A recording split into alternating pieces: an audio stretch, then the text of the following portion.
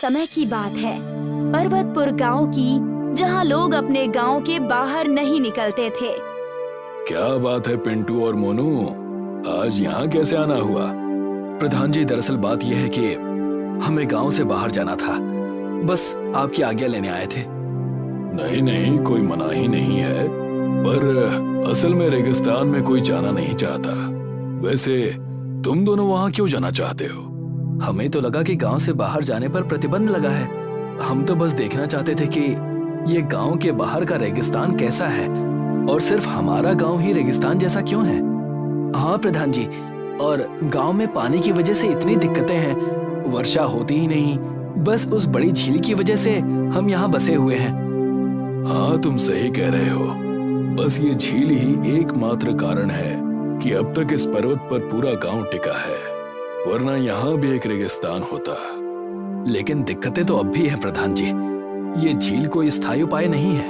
हम सोच रहे थे कि बाहर जाकर देखें, शायद कुछ समझ में आए हमारे, और हम गांव की मदद कर पाएं। सोच तो बहुत बढ़िया है। ठीक है, तुम दोनों जाओ, पर अपना ध्यान रखना।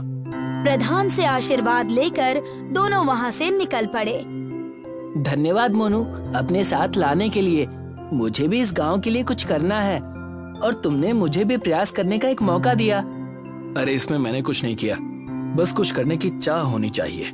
फिर हमारा साथ ना भी होता तब भी तुम इस यात्रा पर निकल ही जाते। चलो अब हम चलते हैं पानी की तलाश में ऐसी जगह जहां हम गांव वालों को ले जा सके। तीनों रेगिस्तान में निकल पड़ते हैं और एक साथ कोई नई जगह ढूंढने लगते हैं। पूरा दिन ढूंढने के बाद उन लोगों को कुछ नहीं मिलता और रात हो जाती है। आज तो हाथ में बस ये रेत आई, कुछ ऐसा मिला ही नहीं जिससे गांव का भला हो सके। हाँ, क्या हमें यहाँ इस रेत में कुछ मिलेगा भी? आज का दिन बीता नहीं और तुम दोनों ने अभी से शिकायतें शुरू कर दी। पर जहाँ तक नजर जा रही है बस रेत ही रेत दिखती है। अभी तो बस एक दिन हुआ है, हमें और समय देना होगा, तब जाकर कुछ हाथ लगेगा। अगर इतनी जल्दी कोई उपाय मिल जाता तो गांव में इतनी दिक्कत होती ही क्यों। हाँ सही कह रहे हो, वो सब छोड़ो, लेकिन रेगिस्तान में रात के समय काफी ठंड लगती है। लगता ही नहीं है कि ये वही दोपहर वाला रेगिस्तान है। हाँ सही कहते हो, तुम्हारी बात सुनकर मुझ में एक नया उत्साह आ गया है मोनू। अब चलो सो जाते हैं और कल फिर अपनी खोज को आगे बढ़ाएंगे। तीनों लोग टेंट में चले जाते हैं। अगला दिन होता है और तपती धूप में फिर सफर शुरू होता है। अरे गोलू, पानी रखा तो है? हाँ पानी तो है, तुमने अभी कुछ देर पहले ही पानी पिया था ना, अब थोड़ा सब्र करो। हाँ पिंटू, थोड़ा रुक जाओ। हाय गर्मी, इतनी धूप है मानो पसीना भी सूख लेगा। तीनों धूप में चल रहे थे, तभी पिंटू जो कि बहुत ही थका हुआ था, अचानक बहुत ही खुश नजर आने लगता है। उसे कुछ दूरी पर एक पेड़ और झील दिखाई देता है। अरे मोनू, वो देखो झील। कहाँ है झील? वो दूर देखो, वो दूर से ही दिख रहा है, और वहाँ एक नारियल का पेड़ भी है। चलो। गोलू और मोनू भी उसे देखते हैं और उन्हें भी वही झील और पेड़ दिखाई देती है, और वो दोनों भी पिंटू के पीछे झील के पास पहुँच जाते हैं। जरा देखो यहाँ कितना पानी है। बस अगर ये झील गांव को मिल जाए तो गांव फिर से पहले जैसा हो जाएगा। हाँ, और हमारा ये सफर सफल हो जाएगा। हाँ गोलू, जल्दी करो और ये पानी पीने के लिए भर लो। हाँ, बस अभी भरता हूँ पानी। रुक जाओ, कोई भी ये पानी नहीं पिएगा। कौन बोला? मैंने बोला। इस झील और इन पेड़ों का मालिक नाम है जिन। अरे ये आवाज कहाँ से आ रही है? नीचे तो देखो। तीनों लोग नीचे की ओर नजर करते हैं और देखते हैं कि वहाँ एक जिन्न है जो कि कद में बस उनके घुटने तक का ही है। हमने तो कहानियों में सुना था आपके बारे में, पर आप तो सच में बड़े बौने निकले। मजाक उड़ाते हो मेरा? ऐसा जादू चलाऊंगा कि सारी हेकड़ी निकल जाएगी। अरे माफ कीजिएगा जिन जी, हमारी ही गलती है। हम तो अपने गांव की समस्या का हल ढूंढने निकले थे। गांव के झील का पानी अब सूख गया है और हमें बड़ी दिक्कतें हो रही हैं। कृपा कीजिए और हमें इस झील का इस्तेमाल करने दीजिए। मन के साफ लगते हो, पर मैं ये झील तुम्हें नहीं दूंगा। तुम्हें अगर मेरी मदद चाहिए तो बदले में कुछ देना होगा। पर हमारे पास ऐसा कुछ है भी जो हम आपको दे सके? हाँ, तुम्हारी ही तरह एक और व्यक्ति आया था कई वर्षों पहले, और उसने मेरे सामने ये इच्छा जाहिर की थी कि उसके गांव में झील आ जाए। जी, वो गांव हमारा ही है। हाँ, और उस व्यक्ति ने अपना वादा पूरा नहीं किया, और वरदान के बदले जो मेहनत करने का वादा उसने किया था वो उसने नहीं निभाया, और झील पाकर मुझे भूल गया। अच्छा, तो अब हम क्या करें जिंजी? कुछ करो नहीं, उस व्यक्ति का वादा पूरा करो। तुम्हारे गांव की समस्या अपने आप ठीक हो जाएगी। पर उसने ऐसा क्या वादा किया था? वैसे मैं आपको पहले ही बता दूं कि हमारे गांव में कद ऊंचा करने की दवाई नहीं मिलती। दुष्ट बालक, फिर मजाक उड़ाता है मेरे छोटे कद का। अब माफ कीजिएगा जिंजी, मैं इसे समझा दूंगा। और कद शरीर से नहीं कर्मों से ऊंचा होता है। हाँ, तुम समझदार लगते हो, तो जाओ और अपने पुरखों का वादा पूरा करो। वो सब तो ठीक है, पर वो वादा आखिर है क्या, और हम उसे पूरा कैसे करें? इस रेगिस्तान को हरा भरा करने का, और इसे पूरा कैसे करना है ये मैं नहीं बताऊंगा। ये जाकर खुद पता करो। क्या? अब जाओ, छू मंतर हो जाओ। जिन्न के ये कहते ही तीनों वहाँ से गायब हो गए और अपने गांव में पहुँचे। तीनों एक दूसरे को आश्चर्य से देखने लगे। अरे, ये तो गजब हो गया। आग झपकते ही हम वापस गांव में आ गए। हाँ, वो छोटू जिंजी तो असल जिन निकले। वो सब तो ठीक है, पर परेशानी अब बहुत बढ़ जाएगी। आखिर हम रेगिस्तान को हरा भरा करेंगे कैसे? हाँ, और हमारे पास उन छोटू जिंजी के अलावा और कोई चारा भी तो नहीं है। वही हमारी मदद कर सकते हैं। लगता है सब व्यर्थ हो गया। हमारे पास तो इतना पानी भी नहीं है कि हम पूरे गांव की खेती पहले की तरह कर पाएं। तीनों निराश होकर अपने घर की तरफ निकल जाते हैं। कई दिन बीत जाते हैं, पर कोई मार्ग नहीं निकलता। ऐसे में एक दिन तीनों प्रधान के घर जाते हैं और प्रधान को वो सारी बातें बताते हैं। तुम तीनों ने बहुत अच्छा काम किया जो ये बात मुझे बताई। इसका मार्ग मेरे पास है। कैसा मार्ग प्रधान जी? दरअसल कई पुश्तों से बीज की कुछ बोरियां हैं जो कि उसे दी जाती है जो इस गांव का प्रधान बनता है। पिछले प्रधान ने मुझसे कहा था कि ये बोरियां मैं संभाल कर रखूं। ये बोरियां जादुई हैं और इनके इस्तेमाल से रेगिस्तान एक दिन हरा भरा हो जाएगा। क्या सच प्रधान जी? एकदम सच बेटा पिंटू। कहा जाता है कि जब ये गांव बसा था और ये झील हमें मिली थी, उसी समय इस बीज का इस्तेमाल करके इस रेगिस्तान को हरा भरा किया जाना था, पर गांव के लोगों ने उन्हें रोक दिया। वजह क्या थी ये तो मैं भी नहीं जानता। मोनू, ये जिंजी की बात तो सच निकली। चलो, हम तीनों अभी इन बीजों को रेगिस्तान में बोना शुरू करते हैं। रुको, अगर इन्हें बोने से गांव का कुछ भला होगा तो मैं अन्य गांव वालों से भी तुम्हारी मदद करने के लिए कहता हूँ। अगर हमने कुछ दूर तक इन पेड़ों को बो दिया तो आगे का रेगिस्तान भी हरा भरा होने लगेगा। प्रधान तीनों को एक बोरी बीज दे देते हैं। चलो, अब इन्हें बोते हैं और रेगिस्तान को हरा भरा करते हैं ताकि जिंजी हमारी मदद करें। गांव वालों की मदद से तीनों रेगिस्तान में बीज को दूर दूर बोना चालू कर देते हैं। उन्होंने उन सारी बोरियों के बीजों को अब काफी दूर दूर तक बो दिया था, लेकिन कई हफ्तों के बीतने के बाद भी वहाँ पर कोई पौधा नहीं उगा। ये देखकर तीनों दोस्त, प्रधान और गांव के लोग उसी झील के पास गए जहाँ पर वो जिन्न था। अरे मोनू, कहाँ है ये जिंजी? दिखाई तो नहीं दे रहे। मैं यही हूँ। कहाँ? नीचे देखो, नीचे। अरे ये तो सचमुच छोटू जिन है, बिल्कुल वैसे जैसे पिंटू ने बताया था। मजाक उड़ाते हो? क्या काम है बताओ और जल्दी से रफा दफा हो जाओ। अरे नाराज ना हो जिंजी, क्या है ना कि अभी ये आपके कर्मों को नहीं जानते, इसलिए आपको छोटू कह दिया। हाँ, तुम वही समझदार बालक हो ना तुम कहो क्या काम है? दरअसल बात यह है कि हमने वो सारे बीज बो दिए जो हमारे पुरखों को दिए गए थे, पर अब तक कोई पौधा नहीं उगा। जादुई बीज है, पर पानी के बिना नहीं उगते। थोड़ा पानी तो लगेगा ही ना। तो आप कुछ करिए ना जिंजी। खुद से खुद की मदद करो। और कितनी मदद लोगे मुझसे? तुम्हारे गांव में जो पानी है ना, वो भी मेरी दया से मिला है तुम्हें। पर भैया हम ऐसा नहीं होने देंगे। आखिर वो पानी चला गया तो हमारा क्या होगा? मोनू, गांव वालों की बात भी कुछ हद तक सही है। मैं जिंजी की बातों को अब समझ गया हूँ और इस गांव में क्या हुआ है वो भी। अच्छा, ऐसा क्या समझ गए तुम? हमें भी बताओ। हमारे गांव की झील जिंजी ने ही हमें प्रदान की थी, और जिस व्यक्ति ने उनसे ये झील पाई, उन्होंने इस रेगिस्तान को हरा भरा करने का वादा किया था। पर जिस प्रकार इस समय विरोध हो रहा है, उसी तरह उस समय भी विरोध करके लोगों ने ऐसा होने नहीं दिया। आप ही लोग बताइए कि वो झील सूख गई तो आप लोग क्या करेंगे? किस मुंह से मदद मांगेंगे जिंजी से? पर इनके पास शक्तियां हैं तो इन्हें हमारी मदद करनी चाहिए।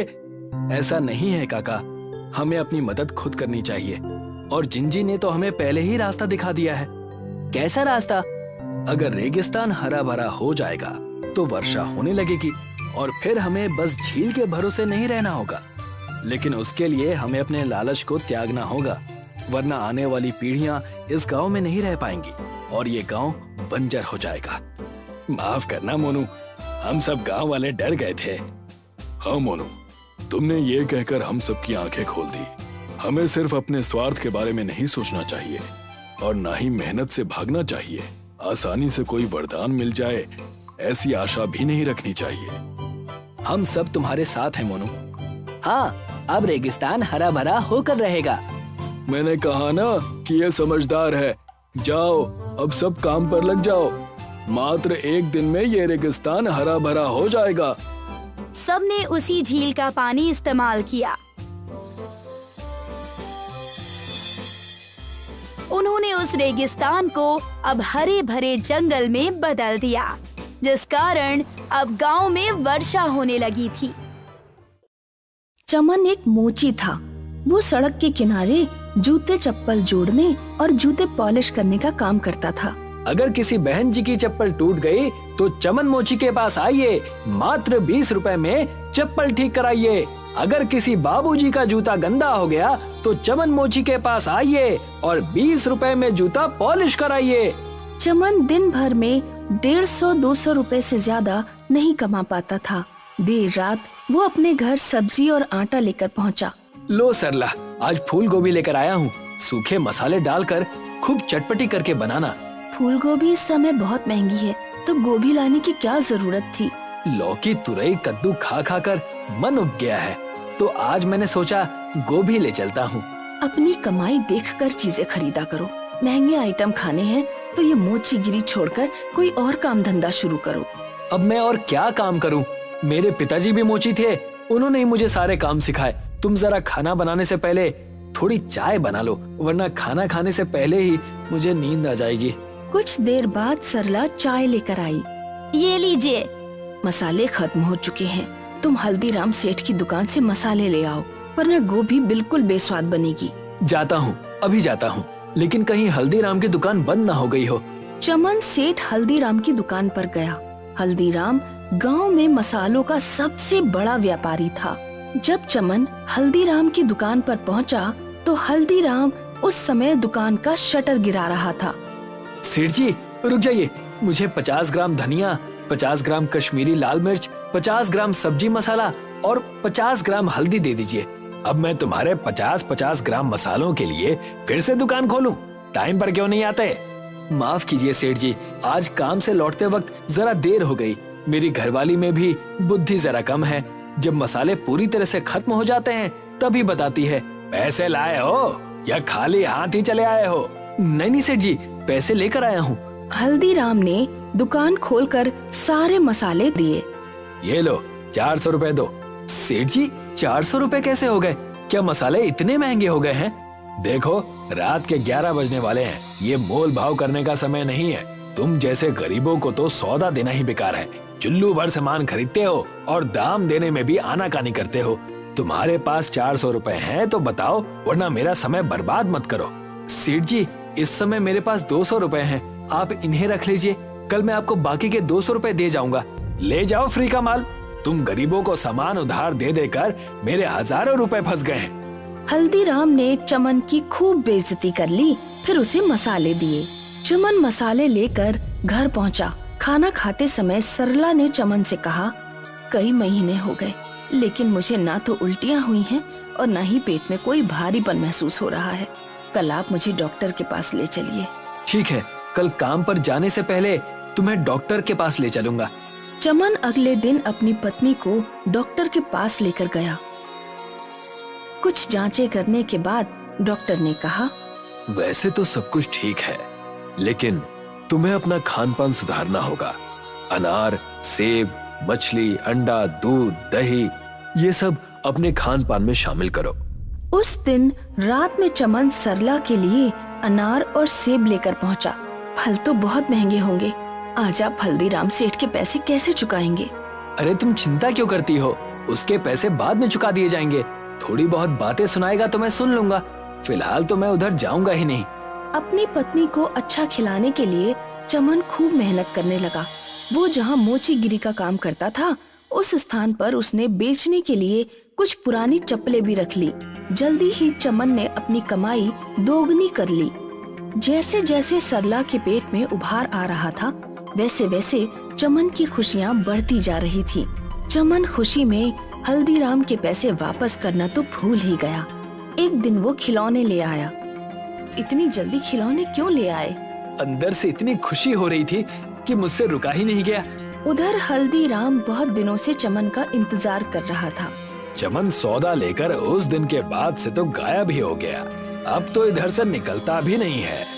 मालिक, चमन की घरवाली पेट से है, इसीलिए चमन इस समय उसी की सेहत बनाने में लगा है। आपके कर्ज की उसे कोई चिंता नहीं है। हल्दीराम की भी पिता बनने की बहुत इच्छा थी, लेकिन उसकी शादी के कई सालों बाद भी उसकी पत्नी का गर्भ धारण नहीं हुआ था। हल्दीराम को चमन से जलन महसूस हुई। 200 का सूद बढ़ते बढ़ते 5000 पहुंच गया है। अब मैं चमन से पूरे 5000 वसूल करूंगा। रात में दुकान खुलवाकर सामान लेकर गया और अब पैसे देने का होश नहीं। कल पता लगेगा उस 2 कौड़ी के मोची को। अगले दिन हल्दीराम ने अपने आदमियों को चमन के पास भेजा। चमन रोड पर उस समय अपनी दुकान लगाकर ही बैठा था। तुमने सेठ हल्दीराम के पैसे नहीं लौटाए, इसलिए हम तुम्हारा सारा सामान जब्त करने आए हैं। मात्र 200 रुपए के लिए तुम मेरा सारा सामान जब्त कर लोगे?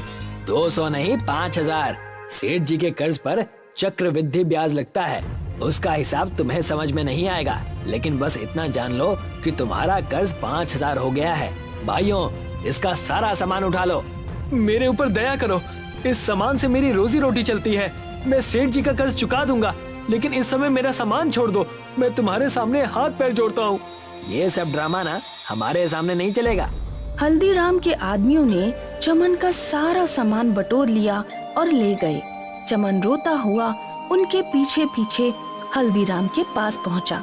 सेठ जी, मेरी पत्नी गर्भवती है, इस समय मुझे पैसों की बहुत जरूरत है। मेरे ऊपर दया कीजिए, मेरा सारा सामान लौटा दीजिए। 5000 चुका दो, फिर अपना सामान ले जाना। मेरे सामने रोने धोने का कोई फायदा नहीं, मुझे सिर्फ पैसों से मतलब है। चमन उदास होकर घर पहुंचा। क्या हुआ, आज आप इतनी जल्दी कैसे घर आ गए? हल्दीराम सेठ ने मेरा सारा सामान छीनकर अपने पास रख लिया। कहता है 5000 का कर्ज चुकाओ, फिर सामान वापस मिलेगा। उस हल्दीराम की हिम्मत इतनी बढ़ गई, तुम अभी पुलिस के पास जाओ। पुलिस के पास जाने का कोई फायदा नहीं, हल्दीराम की बहुत जान पहचान है। मेरे जैसे गरीब की पुलिस नहीं सुनने वाली। तो आप क्या हाथ पे हाथ धरे बैठे रहेंगे, कुछ नहीं करेंगे? बहुत कुछ करूंगा। तुम कहती थी ना कि मोचीगिरी का काम छोड़ दो। हल्दीराम की वजह से ही सही ये काम अब छूट गया। अब मैं जूते चप्पलों की दुकान खोलूंगा। लेकिन उसके लिए पैसे कहाँ से आएंगे? मकान गिरवी रखकर। चमन ने अपना मकान गांव के प्रधान के पास गिरवी रख दिया और 2 लाख का इन्वेस्टमेंट करके जूते चप्पलों की शानदार दुकान खोली। चमन मजबूत टिकाऊ जूते चप्पल उचित दामों पर बेचता था, इसीलिए उसकी दुकान चल निकली। कुछ महीनों बाद एक दिन चमन हल्दीराम सेठ के पास पहुंचा। सेठ, मैं तुम्हारे रुपए चुकाने आया हूँ। हालांकि अब मुझे मोचीगिरी के सामान की कोई जरूरत नहीं है, लेकिन वो सामान मेरे पिताजी की निशानी है, इसलिए वो मुझे वापस चाहिए। चक्रवर्ती ब्याज से तुम्हारा कर्ज अब 20,000 हो गया है। इतना कर्ज चुका पाओगे? चमन ने नोटों की गड्डी हल्दीराम की तरफ फेंकी। 25,000 हैं, रख लो, जरूरत पड़ने पर तुम्हारे काम आएंगे। चमन मोचीगिरी का अपना सारा सामान ले गया। हल्दीराम को पहली बार अपना अपमान महसूस हुआ। मेरा इतना अपमान?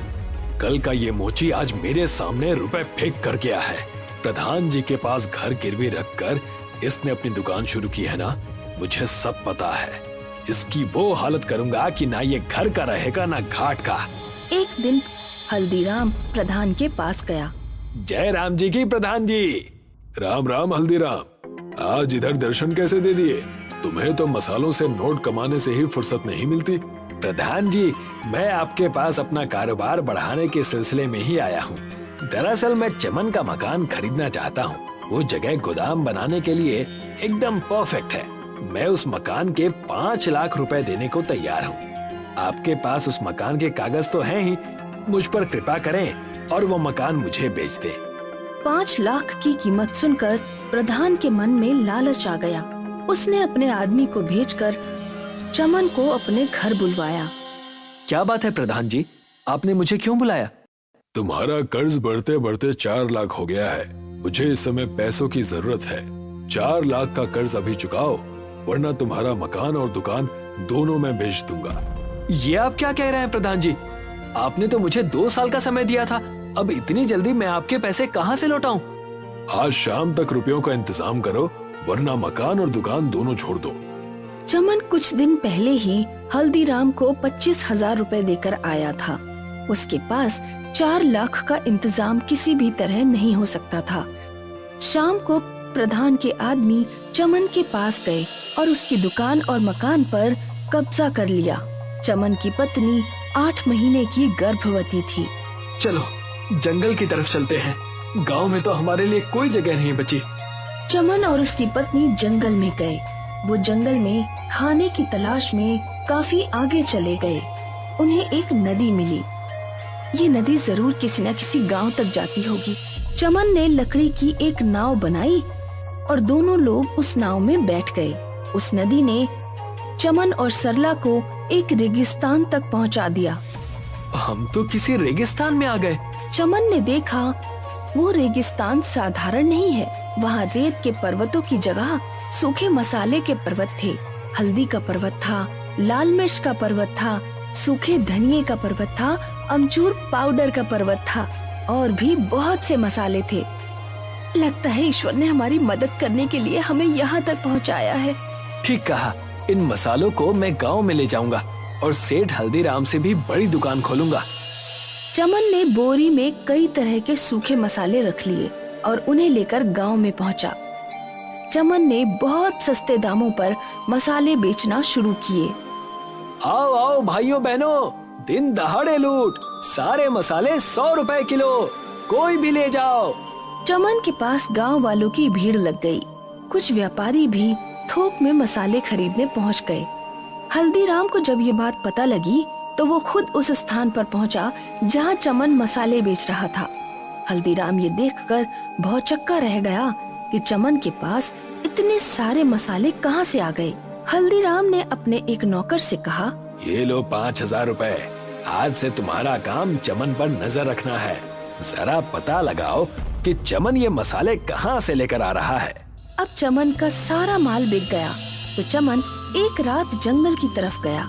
हल्दीराम के आदमी ने चमन को नदी से रेगिस्तान पहुंचते हुए देख लिया। उसने सारी बात जाकर हल्दीराम को बताई। सेठ जी, जंगल में एक नदी है जो मसालों के रेगिस्तान तक जाती है। मसाले का रेगिस्तान? हाँ सेठ जी, मसाले का रेगिस्तान। वहाँ हर तरह के मसालों के रेत जैसे पहाड़ हैं। हल्दीराम तुरंत नाव पर सवार होकर मसालों के रेगिस्तान पहुंचा। उसने भी बोरों में मसाले भर लिए और अपनी दुकान तक ले आया। लेकिन जैसे ही उसने बोरियां खोलकर देखी तो उसे पता लगा कि बोरियों में तो रेत है। ये कैसे हो सकता है? मैं तो मसाले लेकर आया था, लेकिन ये तो रेत है। उधर चमन भी रेगिस्तान में मसाले भरकर लाता था। उसके मसाले ही रहते थे। सेठ जी, मुझे तो लगता है कि चमन को कोई वरदान प्राप्त है। वो भी उसी रेगिस्तान से मसाले लाता है, लेकिन उसके मसाले रेत नहीं बनते।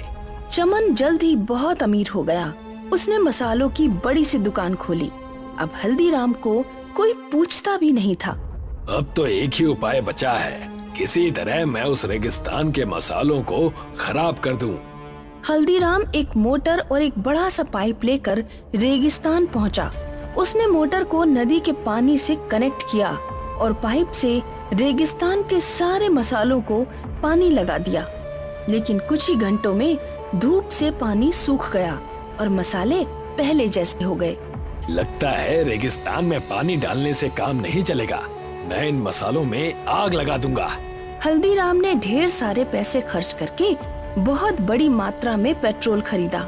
वो पेट्रोल लेकर रेगिस्तान में पहुंचा। उसने पूरे रेगिस्तान में पेट्रोल छिड़का और आग लगा दी। मसाले जलने लगे। हल्दीराम बहुत खुश हुआ। अब मसालों का दी एंड हो गया। अब देखता हूँ चमन क्या करता है। हल्दीराम अपने घर बहुत खुश होकर पहुंचा। अगले दिन वो फिर से रेगिस्तान को देखने गया। आग बुझ चुकी थी और केवल मसालों के ऊपर की ही परत जली थी। अंदर से सारे के सारे मसाले पहले जैसे ही रहे। उसी समय चमन वहाँ पहुँचा। हल्दीराम, तुम्हारी हरकतें इस रेगिस्तान पर कोई असर नहीं डाल पाएंगी। तुम अपने मसाले की दुकान कहीं और शिफ्ट कर लो, क्योंकि मेरे सामने तुम्हारी दुकान तो चलने से रही। चमन रेगिस्तान से मसाले भरकर ले गया। मैं इस पूरे के पूरे रेगिस्तान को ही साफ कर दूंगा। हल्दीराम एक बहुत बड़ी नाव लेकर, जो बिल्कुल जहाज की तरह थी, रेगिस्तान में पहुंचा। उसने रेगिस्तान का सारा रेत अपने जहाज पर भर लिया और उसे लेकर गांव की तरफ लौटने लगा। जहाज पर रेत का पूरा पहाड़ हो गया था। बीच नदी में जहाज डूबने लगा। हल्दीराम भी जहाज के साथ डूबने लगा। अरे कोई बचाओ मुझे तैरना नहीं आता। उसी समय चमन वहाँ पहुँच गया और उसने हल्दीराम की जान बचाई। मुझे माफ कर दो चमन, तुम्हारा धंधा बिगाड़ने के चक्कर में आज मैं अपनी जान ही गवा देता। तुम्हारा मसाले का रेगिस्तान तुम्हें ही मुबारक हो। मैं अपना काम धंधा अब कहीं और ले जाऊंगा। चमन के घर जुड़वा बेटे और बेटी का जन्म हुआ। उसने बहुत बड़े जश्न का आयोजन किया और खुशी से अपनी जिंदगी बिताने लगा।